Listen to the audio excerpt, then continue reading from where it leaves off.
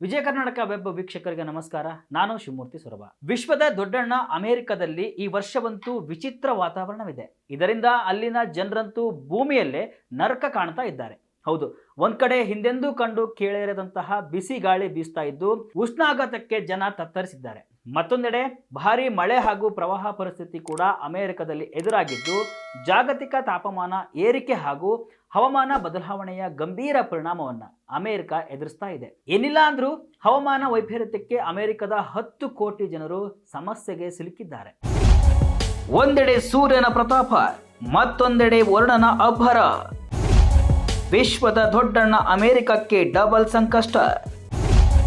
ಸಮಸ್ಯೆಯ ಸುಳಿಯಲ್ಲಿ ಅಮೆರಿಕದ 10 ಕೋಟಿ ಜನರು. ಅಮೆರಿಕದ ಪೂರ್ವ ಕರಾವಳಿಯಿಂದ ಪಶ್ಚಿಮ ಕರಾವಳಿಯತ್ತ ಭಾರಿ ಪ್ರಮಾಣದಲ್ಲಿ ಉಷ್ಣ ಮಾರುತಗಳು ಬೀಸುತ್ತಿವೆ. ಹೀಗಾಗಿ ಅಮೆರಿಕದ ಹಲವು ರಾಜ್ಯಗಳಲ್ಲಿ ತಾಪಮಾನದಲ್ಲಿ ಭಾರಿ ಏರಿಕೆ ದಾಖಲಾಗಿದೆ. ಈಗಾಗಲೇ ಅಮೆರಿಕದ ಪೂರ್ವ ಕರಾವಳಿಯಲ್ಲಿ ಜನರು ಉಷ್ಣಾಘಾತ ಎದುರಿಸ್ತಾ ಇದ್ದು ಪಶ್ಚಿಮ ಕರಾವಳಿಯ ಜನರು ಉಷ್ಣ ಮಾರುತವನ್ನ ಎದುರಿಸಲು ಸಿದ್ಧತೆ ನಡೆಸ್ತಾ ಇದ್ದಾರೆ.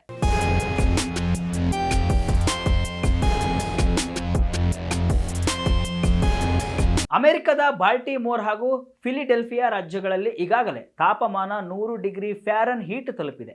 ಸೆಲ್ಸಿಯಸ್ನಲ್ಲಿ ಹೇಳೋದಾದ್ರೆ 38 ಡಿಗ್ರಿ ಸೆಲ್ಸಿಯಸ್ ಉಷ್ಣಾಂಶ ಈ ಭಾಗದಲ್ಲಿ ದಾಖಲಾಗಿದೆ. ಇದು ಅಮೆರಿಕದ ಇತಿಹಾಸದಲ್ಲೇ ಅತ್ಯಂತ ಗರಿಷ್ಠ ತಾಪಮಾನ ಅಂತೆ. ಇದಲ್ಲದೆ ಇದಾಹೋ, ಮೊಂಟಾನಾ ಹಾಗೂ ಯುಮಿಂಗೋ ರಾಜ್ಯಗಳಲ್ಲಿ ತಾಪಮಾನ 90 ಡಿಗ್ರಿ ಫ್ಯಾರನ್ ಹೀಟ್ಗೆ ಏರಿಕೆ ಕಂಡಿದೆ. ಸಾಮಾನ್ಯವಾಗಿ ಯಾವುದೇ ವರ್ಷದ ಈ ಅವಧಿಯಲ್ಲಿ ಇರೋ ತಾಪಮಾನಕ್ಕಿಂತಲೂ ಈ ಬಾರಿ ಬರೋಬ್ಬರಿ 15 ಡಿಗ್ರಿ ಫ್ಯಾರನ್ ಹೀಟ್ ಹೆಚ್ಚಿದೆ. ಇದು ಒಂದು ಕಡೆ ಆದರೆ ಅಮೆರಿಕದ ಪಶ್ಚಿಮ ದಿಕ್ಕಿನತ್ತ ಉಷ್ಣ ಮಾರುತ ಸಾಗುತ್ತಿದ್ದಂತೆಯೇ ಪೂರ್ವ ಭಾಗದಲ್ಲಿ ಮಳೆಯ ಆರ್ಭಟ ಹೆಚ್ಚಾಗಿದೆ. ಒಹಾಯೋ ಸೇರಿ ಹಲವು ರಾಜ್ಯಗಳಲ್ಲಿ ಭಾನುವಾರ ದಿನವಿಡೀ ವರ್ಣ ಆರ್ಭಟಿಸಿದ್ದು ಪ್ರವಾಹ ಪರಿಸ್ಥಿತಿ ಎದುರಾಗಿದೆ. ಈ ಭಾಗದಲ್ಲಿ ಪ್ರತಿ ಗಂಟೆಗೆ 2 ಇಂಚು ಮಳೆ ಆಗಬಹುದು. ಇದರಿಂದ ದಿಢೀರ್ ಪ್ರವಾಹ ಸೃಷ್ಟಿಯಾಗಬಹುದು ಅಂತ ಅಲ್ಲಿನ ರಾಷ್ಟ್ರೀಯ ಹವಾಮಾನ ಸೇವಾ ಇಲಾಖೆ ಎಚ್ಚರಿಕೆ ನೀಡಿದೆ. ಇನ್ನು ನ್ಯೂಯಾರ್ಕ್ ನಗರದ ಉತ್ತರ ಭಾಗದಲ್ಲಿ ಗುಡುಗು ಮಿಂಚು ಸಹಿತ ಭಾರೀ ಮಳೆಯ ಎಚ್ಚರಿಕೆ ನೀಡಲಾಗಿದೆ.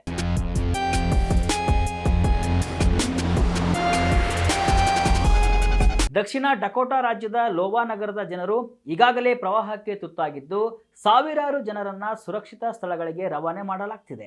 ರಕ್ಷಣಾ ಕಾರ್ಯಾಚರಣೆಗೆ ಹೆಲಿಕಾಪ್ಟರ್ಗಳನ್ನು ಬಳಕೆ ಮಾಡಿಕೊಳ್ಳಲಾಗ್ತಿದೆ. ದಕ್ಷಿಣ ಡಕೋಟಾ ರಾಜ್ಯದ ಲೋವಾ ನಗರದ ಮೇಯರ್ ಪ್ರಕಾರ ಭಾನುವಾರ ಸಂಜೆ ಕೇವಲ ಒಂದೇ 1 ಗಂಟೆ ಅವಧಿಯಲ್ಲಿ ಸುಮಾರು 4 ಇಂಚು ಮಳೆಯಾಗಿದೆ. ಇಷ್ಟೊಂದು ಪ್ರಮಾಣದಲ್ಲಿ ದಿಢೀರ್ ಮಳೆಯಾದರೆ ಪ್ರವಾಹ ಬರೋದು ಸಹಜ. ಕಂಟ್ರೋಲ್ ಮಾಡಲು ನಮ್ಮಿಂದ ಆಗ್ತಿಲ್ಲ ಅಂತ ಅಸಹಾಯಕತೆಯನ್ನ ಅಲ್ಲಿನ ಮೇಯರ್ ಹೊರಹಾಕಿದ್ದಾರೆ. ಪ್ರವಾಹದಲ್ಲಿ ಸಿಲುಕಿರುವ ಜನರ ರಕ್ಷಣೆಗೆ ಬೋಟ್ಗಳು ರಸ್ತೆಯಲ್ಲಿ ಓಡಾಡ್ತಿವೆ. ಅಂದ್ರೆ ಅಲ್ಲಿನ ಪ್ರವಾಹ ಸನ್ನಿವೇಶ ಹೇಗಿದೆ ನೋಡಿ. ಒಟ್ಟಿನಲ್ಲಿ ಅಮೆರಿಕದಲ್ಲಿ ಒಂದು ಕಡೆ ಉಷ್ಣ ಮಾರುತ, ಮತ್ತೊಂದು ಕಡೆ ಪ್ರವಾಹದಿಂದ ಕಂಗೆಟ್ಟಿದ್ದು ಹವಾಮಾನ ವೈಪರೀತ್ಯಕ್ಕೆ ಅಮೆರಿಕದ 10 ಕೋಟಿ ಜನ ಸಮಸ್ಯೆಗೆ ಸಿಲುಕಿದ್ದಾರೆ. ಈ ಬಾರಿ ಇಷ್ಟೊಂದು ವಿಚಿತ್ರ ಹವಾಮಾನ ಯಾಕೆ ಎಂಬುದು ಯಾರಿಗೂ ಅರ್ಥ ಆಗ್ತಿಲ್ಲ. ತಂತ್ರಜ್ಞಾನದಲ್ಲಿ ಭಾರಿ ಪ್ರಗತಿ ಸಾಧಿಸಿರುವ ಅಮೆರಿಕ ಈ ಸಮಸ್ಯೆಗೆ ಪರಿಹಾರ ಹುಡುಕುತ್ತಾ ಕಾದ್ ನೋಡಬೇಕು.